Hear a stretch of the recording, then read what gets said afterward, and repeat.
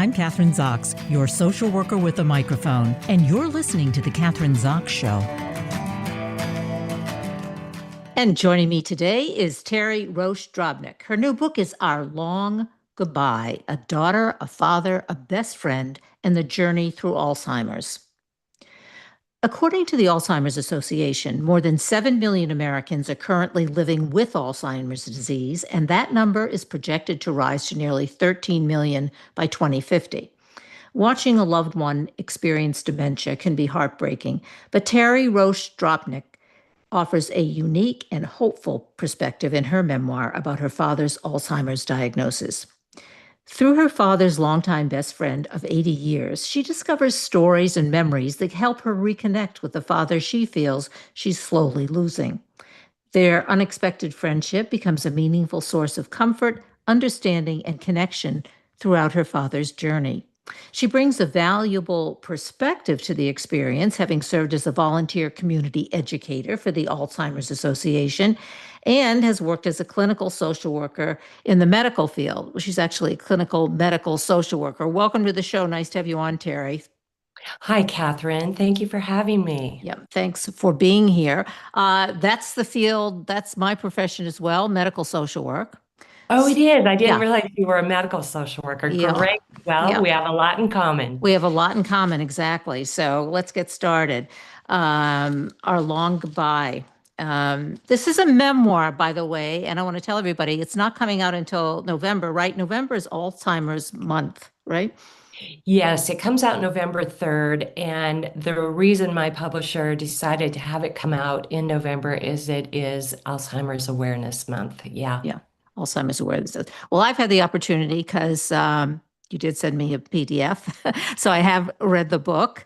And where do we start? I mean, your father was first diagnosed, or not, he wasn't diagnosed. He It took a died long time to time. diagnose my father. Yeah. Yeah. So He he was died. experiencing memory issues in his 50s, and no one could figure out what was going on. He went through many, many tests, psychological, neuropsych tests, and they kept saying, no, he's normal range, and it wasn't until his early 80s that he was diagnosed. So we're talking 30 years later. Yeah. And I think one of the things that struck me when you went to one of the, I don't know if it was a neuropsychologist who said, well, your father's very smart. He's in the top 1% in terms of IQ. Yeah. And yeah, Yeah. yeah. I think he was fooling them. He kept going back to the same neuropsychologist. And finally, I said before the appointment, look, my dad may be passing all your tests, but I'm here to tell you he has significant memory issues. Yeah. Do you think that they don't spend enough time with the person, albeit you or a spouse, who is with the person they're trying to diagnose to get a feel or do an intake on the loved one who is with them, who sees them all the time, who notices the nuances of change, which it's even with all the tests difficult to do in an office visit for an hour? Yeah, I think that can be the case. With the neuropsychologist, I did meet with her ahead of time, the last time I took him there, and I made it very clear where he was at. Um, and she finally gave some recommendations. But yeah, it was at that point that I took him to the memory clinic at UCSF in San Francisco. Yeah. Well, when someone has an IIQ, and I've noticed this in actually friends of mine whose parents have been in the same situation, that they are able, in a positive way, to navigate or sort of navigate their dementia in a way, in a good way, because their intellect comes through. Yeah, well, it's true. And my dad was paying all his bills, doing his taxes until his early 80s. And he was actually volunteering and helping the elderly with their taxes. But it was this last appointment with the neuropsychologist that she said, he needs to be a little more realistic with his expectations. And that's when we finally decided to hire someone to do his taxes and to take over his finances for him. What was it like for him to lose that kind of control? Because that It is an was issue. Yeah. it was hard. It was hard. All of these stages, I feel like we were taking away his independence. And he was resistant at first. I've always done my taxes, or I've always paid my own bills. And we just had to remind him of the psychologist's recommendations. And then after we took him to UCSF, I well, by that time, he was clearly having issues. And, you know, at some at some point in this journey, we had to sit him down and just say, will you do this for us? Depending on what we were taking away from him, whether it be his car keys or his um, payment of bills, whatever, we had to tell him we were concerned. And if we told him, if we asked him to do it for us, he was always okay, gracious. We were fortunate that he didn't fight it to the end. He did. I want to get back to the fifth, his fifth in his 50s when you first took him because you thought that there was something not right. Can you tell us the details of exactly what, because that would be very early on in a diagnosis. What were you seeing? What changes were you seeing in his behavior? Well, ironically, we weren't seeing anything. The family wasn't seeing anything at that point. And I didn't find out until I was interviewing my father's best friend, who I affectionately call Uncle Bob. I didn't find out till I was interviewing him for this book that it was dating back to his 50s. And fortunately, he had his best friend to confide in, and he kind of took it upon himself to get tested. Um, but they weren't able to find anything at that point. They said, "No, you're fine." So it took years, and it wasn't until he was in his 70s that we were noticing significant change. And the book is about that, the relationship between your father and his best friend of 80 years. How many people have a friend for 80 years? Well, Um, it's not only the best friend for 80 years, they had such an uncommon connection. They just had life parallels that were uncanny. And they were so close from the age of 10 until their late 80s. And actually, the story started out as a friendship story. I really wanted to honor this friendship. And so when I started taking memoir writing classes, my instructor said, okay, well, what's this story really about? And, through tears, I said, well, it's about me reconnecting with my father who has Alzheimer's. And my first two instructors both said, that's your story. So I decided I wasn't willing to give up on the friendship aspect. So that's when I decided to weave the two stories and do alternate chapters.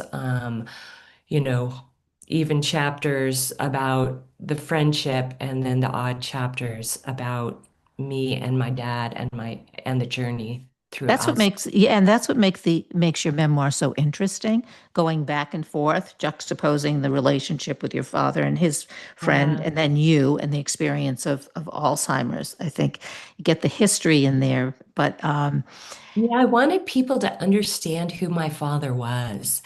I didn't want it to be oh, this poor old man with Alzheimer's. My dad led a very active and successful life. And, he was a successful businessman. He was a political activist and mayor of our hometown. I wanted people to really understand that people with Alzheimer's have a history. They are people, even though their memory loss is significant. They're still people down deep. They're the same person, that it's just the Alzheimer's is affecting their brain. Well, I think the same thing is true even if one doesn't have Alzheimer's. And I interview, many people on the show, the aging population, and how they're dismissed just because they're old people, and experience doesn't count. Yes. And yeah, and so of course Yeah. it's exacerbated when if you have Alzheimer's. Yeah, when I was interviewing caregivers for my dad, I made sure that they understood, what kind of a person he was. I wanted him to be treated with respect. And when I told his final caregiver, that he had been the mayor of Lafayette, he affectionately called my dad Mayor Bob, and my dad giggled and he just loved that. So it just, you know, and his caregiver did treat him with respect, and it made all the difference. I think that is good advice also for those, and I'm saying loved ones, when they are giving information to the caregivers, because sometimes caregivers just, they want to make sure that everything is medically okay. But the more information, like you say, he was the mayor, and you personalize your loved one's life, they respect that and treat the person that way themselves. I think it's important to do that, to give Yeah. yeah, It which is really important. And it's important, also while when you're talking to a caregiver to not talk over the person with Alzheimer's, to include them in the conversation. It's about them and they don't want to be treated like less than, they are the person that we're discussing, and whether it be a doctor or a caregiver or another loved one, the Alzheimer's patient needs to be included in the conversation. yeah, absolutely. And I think another part to what you're saying is that sometimes, especially if one is older, 70s, 80s, 90s, and you have Alzheimer's, many of the people in their lives are no longer with them. They're dead. And so they don't have the context of people coming in. I mean, I guess in your case, your father had a lot of friends and family who were there for Yes. him, but not Yeah. everybody has that, I think. And Right. yeah. And Well, and I think even with my dad, although he had a good support network, there were friends that did fall away. And, it broke my heart that, they weren't stopping by to see him. And, you know, I don't know if it was they were having their own medical problems or they were uncomfortable with my dad's memory loss, uncomfortable with carrying the conversation like you have to do with an Alzheimer's patient, or maybe they thought, well, he's going to forget 5 minutes after I leave. Why waste my time? So he did have friends fall away. But when he was on hospice at the end, I put out an all call and I said, now is the time. If you want to say your goodbye, come and give him the love. I want him to be surrounded by love. And people did come. People flew in from Southern California, grandchildren flew in, and it was very special. Yeah. do you think some people are afraid, are fearful that they're going to say the wrong thing or not do the right thing? Like I think you alluded to that they just kind of are so uncomfortable they don't know what to say, so they stop coming. Uh, I think so. I think many people are uncomfortable with Alzheimer's, and if they don't understand it, the conversation, the talks that I give through the Alzheimer's Association is about conversing and with those with Alzheimer's. And if you haven't taken a class or haven't done research or it, you don't know how to do it unless you've had some experience. Now, my dad, his best friend, Uncle Bob or Bob Kale, he had a son who had early Alzheimer's. So he really understood how to talk to my dad. He would walk in the room, walk directly to my dad, sit down, and just start talking. And he understood that he had to carry the conversation. Did he miss his best friend and, you know, uh, the person that he was? Yes, but he understood how to interact with him. And touch is also really important for people with Alzheimer's. And he always incorporated a hug or, touched his hand or so he really got it. He understood. One of the things, and I don't know, now I'm kind of put on your medical social work hat, but Yeah. um, you're supposed to, and I had interviewed, this was a couple of years ago, the head of the Alzheimer's Association, and she was saying that when you're talking to someone who suffers from dementia, that you need to go with the flow, go with them, even if what they're Yes. saying is inaccurate and it's not exactly correct. Don't start correcting that person because it makes them just feel worse and less adequate. So you have to kind of get into their head and Yes. yeah. Yes, definitely. And before my dad was diagnosed, I had my maternal grandmother had dementia, and she had broken her hip and arm and was in a care facility. And at first, she thought, well, throughout, she thought she was on a cruise. And at first, we would correct her and say, no, Grammy, you're in the care facility. And we'd try and orient her to time and place. Place in person. Yes. Yeah. And we learned that no, that's don't do that. It's just going to make them anxious, uncomfortable. Just go with it. So I would call her and say, Grammy, I'm on my way. I've got the girls with me. We're coming to visit. And sometimes she would say, oh, oh, this isn't a good time. I'm just getting into port and Yeah. I'm unpacking. And I just learned to go with it and say, it's okay, Grammy. We're just going to have a short visit. You can be unpacking while we're talking. And, we'd get there and ask her where she'd been. And then eventually we'd change the subject and talk about the grandchildren or whatever. But yeah, that was a whole learning lesson for us. Yeah. And I think that's really critical and so important in the having those kinds of conversations. Now, I want to get back to the diagnoses because your dad was diagnosed with Alzheimer's, and at the same time vascular dementia, which I thought was just a a form of dementia, like vascular dementia, but that it wasn't specifically Alzheimer. So can you explain? Well, the Yeah. doctor said probable Alzheimer's. Yeah. And Alzheimer's is just one type of dementia. So, we knew when we got this diagnosis, we knew, kind of what the prognosis was going to be and what the decline was going to be. Yeah. And it was then that the doctor really, kind of set some limits. Yes, he needs help, um, and actually after that diagnosis was when I called his primary doctor and I said, um, should Dad be driving, knowing the answer? Yeah. And he said, no. And I said, again, knowing the answer, I said, will you be notifying the DMV? And he said, yes, I will be notifying the DMV, and he will be getting notification that his driver's license has been revoked. And as difficult as that was, I didn't want to be the bad guy.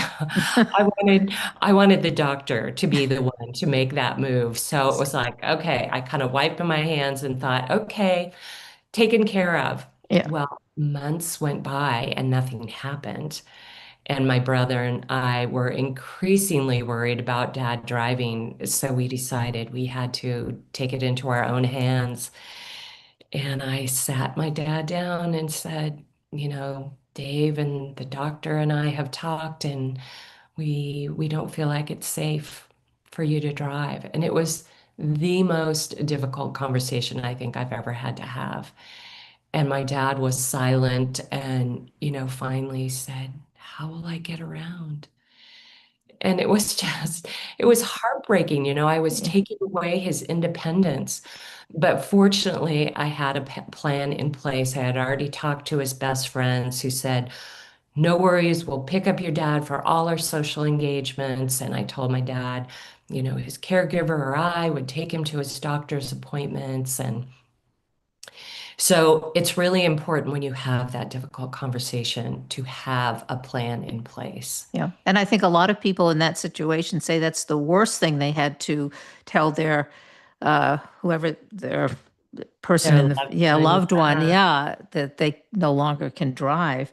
Uh, Yeah, it's such a form of independence here in the United States, here in California.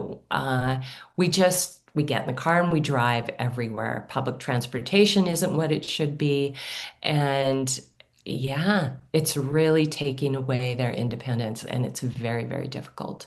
But when I was talking to my dad, I said, "I'm worried about your safety, Dad, and I'm worried about the safety of other people on the road." And I think that's what really hit my dad. He didn't want to be in an accident. We were worried about him getting lost as well. But, he had neuropathies. His reaction time wasn't quick, and his memory, yeah. So anyway, it was very difficult, but it was the right thing to do.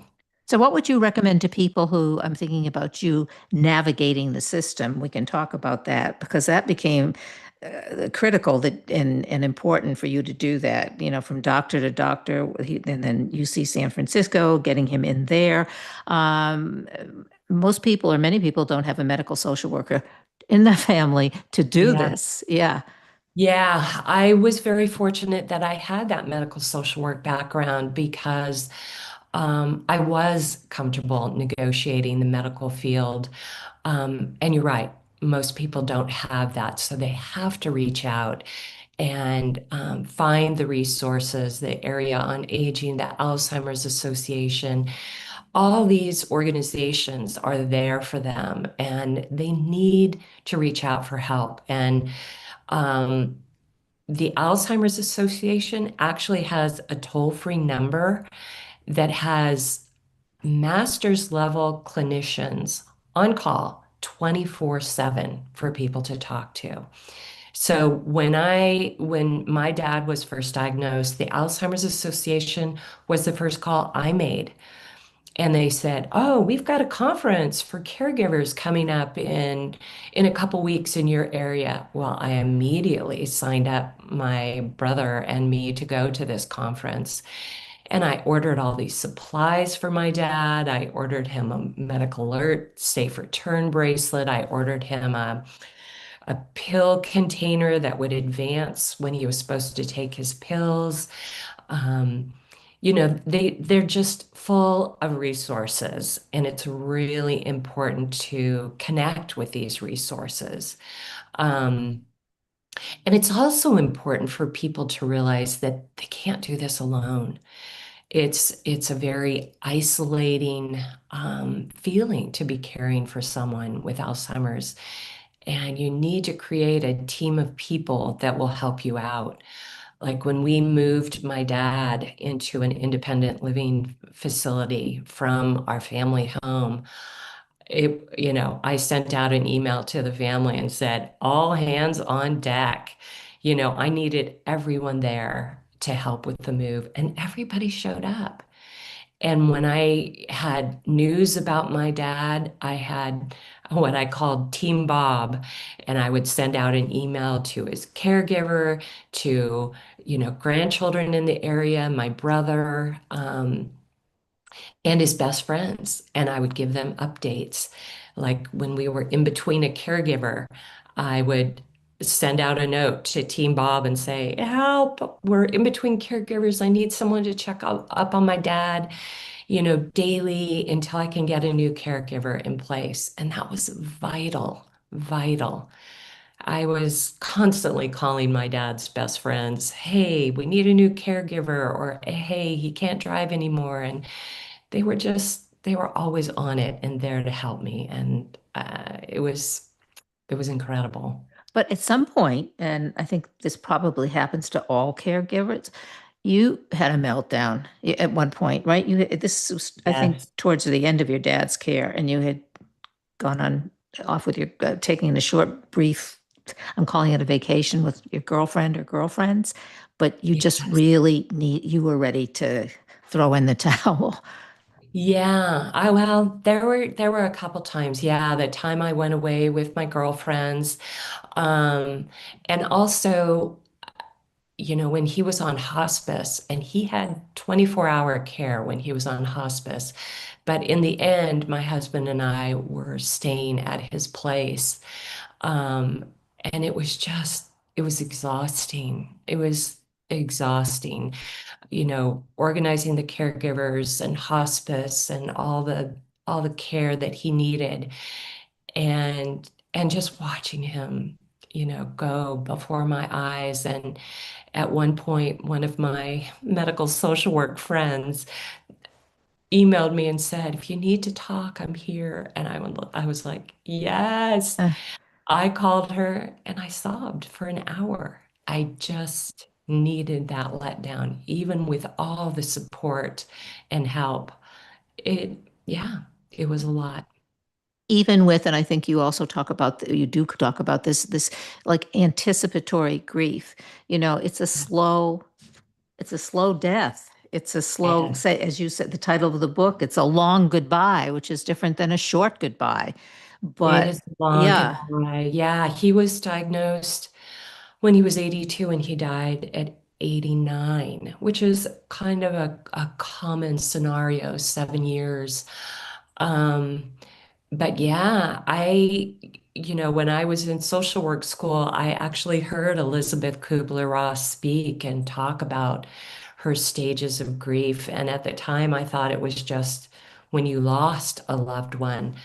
I didn't know at that time that there was an anticipatory grief, and you could go through those same stages, the denial, the anger, the bargaining, the depression, and finally the acceptance. And I went through all those stages with my dad before he died. And I had finally reached a level of acceptance. I was ready to let go. And then he died, and I started the grief process all over again. yeah. Well, and don't you think people living longer extends that too? Because we can keep people alive longer with medication and good care, et cetera. So that probably is something that happens and will continue to happen even more as people live into their 90s and even 100. Yes, absolutely. In fact, I was talking to some friends yesterday at lunch about, how we're living longer and we're seeing issues that we didn't see in our parents. But um, yeah, our parents weren't as active as we are at this age. And yeah, we're going to be seeing much more of this, I'm sure, unfortunately.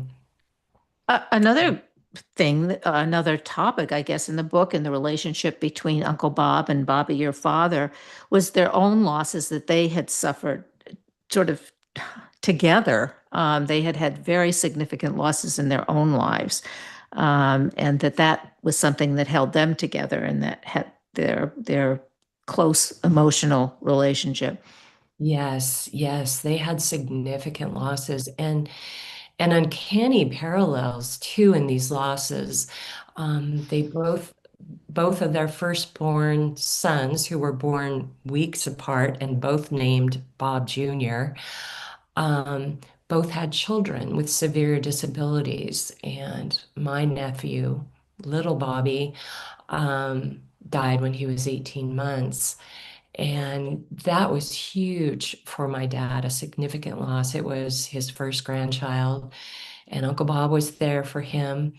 And then they both lost their firstborn sons, which, we don't expect to lose our children before we go.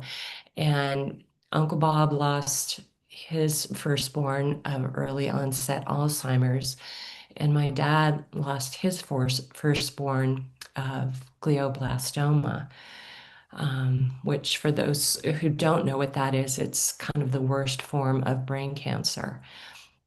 And then shortly after their firstborn died, they lost their spouses. So yeah, they had significant losses, and they were there for each other, which was huge. But by the time Uncle Bob lost his firstborn and his wife, my dad was in the later stages of dementia, and he couldn't be there to support Uncle Bob like he would have. And that was heartbreaking for me, because I know Dad would have been the first one over there to support his best friend. And, you know, he just he he wasn't able to pick up the phone and call him. He wasn't able to drive over there. And it was during COVID. So I wasn't able to drive over, pick up my dad, and bring him over to Uncle Mm. Bob's. We weren't allowed to. So, yes, they went through some very difficult times together. As did you, and your mother died of Parkinson's disease, Yes, she and your died. father took care of her. Yes, yes. So my mother was dying of Parkinson's at the same time my brother was dying of glioblastoma. And they died within 5 weeks of each other. And it was, yeah, the most difficult time in my life, other than my dad's Alzheimer's, for sure. Yeah. One of the things that you say, your father's end of life or remaining years when he had his diagnosis, that were supposed to be golden years, but you refer to it as emotional purgatory. Yeah. Yeah, I envisioned my dad was always very active. I mean, he was an athlete. He played water polo and swam on the swim team at Cal, UC Berkeley. He was always active, jogging, playing handball, volleyball. He was just very athletic. And I just expected him to be like that for the rest of his life, to, be around for his grandchildren's weddings, to be able to hold his first great grandchild, and to not, for him to not be able to see all that and feel all that. It was really hard to witness. Yeah. I see, unfortunately, a lot, colleagues, friends, who have similar situations as yours. Yours is a father-daughter relationship. Now, don't you, and it's different when it is a spousal, when your spouse is diagnosed with Alzheimer's. That's a whole other set of issues That's a as well. whole, Yeah. yeah, the whole different situation. And I wasn't living with my dad. I want to make that clear to listeners. I lived an hour away from my dad. So, when my dad was diagnosed and we had to kind of take over his care, my brother and I kind of did a divide and conquer. I took over my dad's household and caregivers and medical appointments, and my brother took over the financial end. But yes, when you're living with someone with Alzheimer's, it's a whole different scenario. For me, I adored going to see my dad, even in his later stages of dementia, because he just always, I'd walk in, my friends would say, "Does he still know who you are?" And that question always stopped me in my tracks. And it's like, I'm not testing him. You know, I would walk in and I would say, "Hi, Dad." And I would give him a great big smile and a big hug, and his face would light up. And that's all that mattered. I didn't care that he knew my name or if he knew that I was his daughter. He knew I was someone important. And as far as him repeating the same questions or the same sentences over and over, I could deal with that for a period of time. But when you're living with someone, it's constant. And when I'm giving my talks for the Alzheimer's Association, I try and reinforce that people need to try and be as patient as they can with the constant, you know, questions that are the same over and over again, and to remind themselves that it's the person's brain, it's not them. Their brain is diminished and incapacitated, and um, yeah, And yeah, and I think that obviously that's a very important point, but I'm thinking about a friend of mine whose mother died at 100, but she went through this whole process and of every time that my friend went to visit her mother, which was very often, her mother kept saying, "Did I tell you this? Did I tell you this?" And my friend shared with me, she said, one day I just exploded. You've told me this 100 times. She said, I just lost it. And I yeah, had, yeah. And yeah, I think it's very, very common. Yeah, I know. I mean, I talk to people about this all the time. It's very, very difficult. And that's one of the reasons why a team of people is really important to help you out, especially if you're living with that loved one, if it's a spouse or a parent that you're taking care of. Um, it's important to have people come in, friends or family, to have them give you an hour break even to take a walk or to go to the grocery store. Um, yeah, it's really important to have a team. It really takes a village.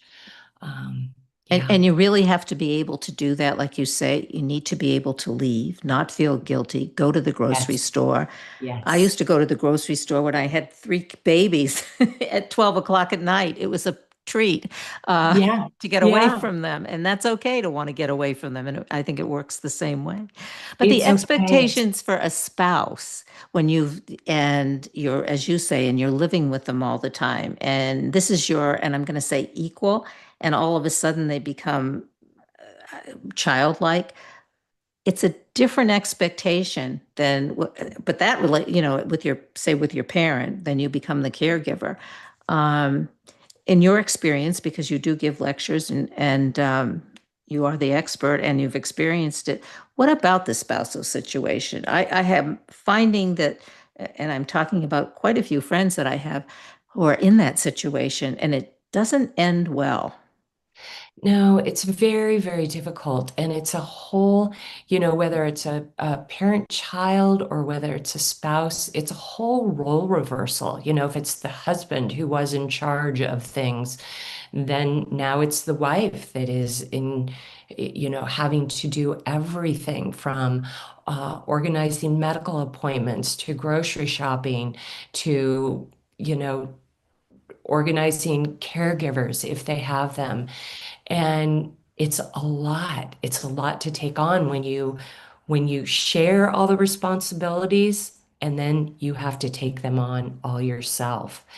And it's yeah, again, it's important to get help in there as soon as you can. If you can afford the help or utilizing friends or family. Um, yeah, extremely important. What about adult daycare? Yeah, there's definitely that available depending on where you live. Um, yeah, it's important to find out what resources you have in the area.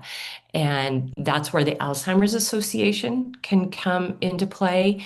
You can call their toll-free number and they can tell you about resources in your area.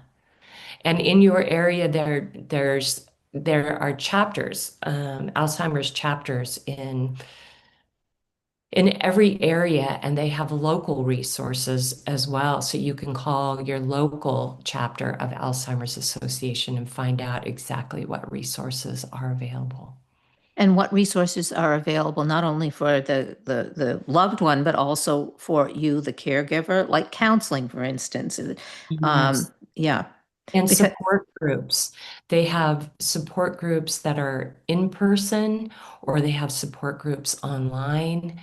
And, I've talked, one of the talks I gave was to a Parkinson's support group, and it was all spouses of people with Parkinson's because many Parkinson's patients end up having dementia. Um, and these women, I could tell just from being there an hour with them, they had this bond. They knew what the other person was going through. They were all going through it together. And it was very helpful to be able to meet and talk about their situations. now getting to the end and the end of life decisions, because that's critical. Um, and your experience with that. I know your dad was in hospice, but do you at what point do you have a DNR? At what Yes. point Yes. does the staff in the hospital respect that, which is not always the case? Can we talk a little bit Yeah. about, yeah.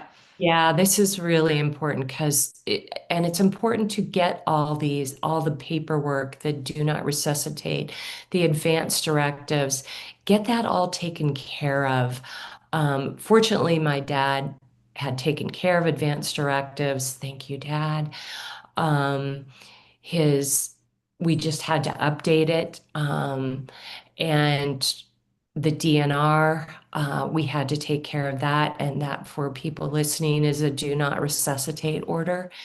And for people in the later stages of dementia, many of them make this decision ahead of time. I mean, I have my forms all filled out. You don't want to go through the agony of CPR when you're at that stage. You want to die naturally. And my dad had DNR orders, and I had them posted in his apartment. All his caregivers knew, but should an ambulance be called for him, the DNR orders were posted on his wall.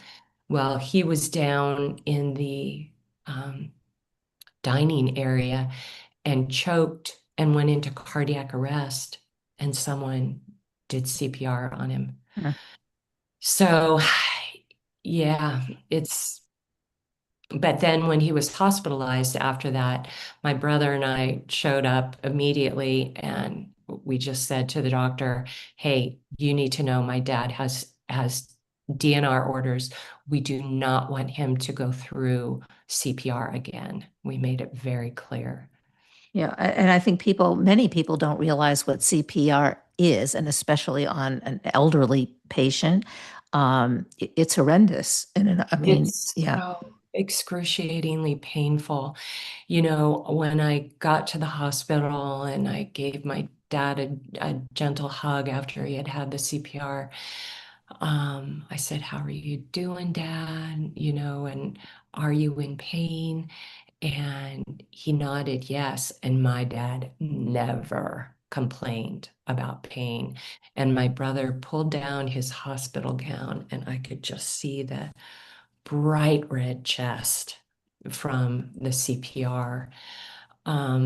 Yeah, it's a very difficult procedure to experience, and ribs can be broken. Um, and do you want your loved one to go through that um, when they're in the later stages of dementia? Yeah, it yeah. doesn't make sense. Well, we're all exposed to, television shows and movies where a person gets CPR and everything is great. And, the next scene is they're on their way to health again. So, Right. well, yeah. And It's different if it's, a young yeah, person, a drowning victim, or, yeah, CPR is life-saving and it's incredible. But when you're talking about a person who has lost their ability to think and talk and move, You got to think seriously about these end of life decisions. Yeah. And it's interesting because as a medical social worker, I'm sure you can relate, Kathryn. I counseled people about this all the time. But when it's your own family, it's a whole lot different. It's a whole lot more difficult. Yeah, well, all the emotions are there, right? And Yes. yeah, it's a Yeah. very different situation. Um, so let's talk. I mean, we don't have that much time left. We have a few minutes left, actually. So the book, Our Long Goodbye, where are we going to be able to get it? It comes out, what did you say, November 3rd? November 3rd, it comes out. It's available for pre-order now, anywhere books are sold, really. Or if you go to my website, which is teridrobnick.com, that's teridrobnick.com, there will be a link to purchase the book. Yeah. Has anybody in your family or anyone very close to you had the opportunity to read the book or to? Yes. Yeah. My husband has read it. And Uncle Bob, of Yeah. course, my dad's best friend, has read it, and one of my closest friends. Yeah. And Everybody else has to wait until it comes out. yeah. Well, we just touched on some of the issues, not all of them, obviously. And it's a very personal story. It's really a good book. I mean, for me, just personally, in my experiences with the kinds of things that you went through, as well as a medical social worker, I highly recommend it. I really do. Thank you, Yeah. Kathryn. And the title of the book again is Our Long Goodbye: A Daughter, a Father, a Best Friend, and the Journey Through Alzheimer's. Um, Teri, thanks so much for being on the show today. I mean, you were great. I really appreciate this. Thank you, Kathryn. It was a pleasure.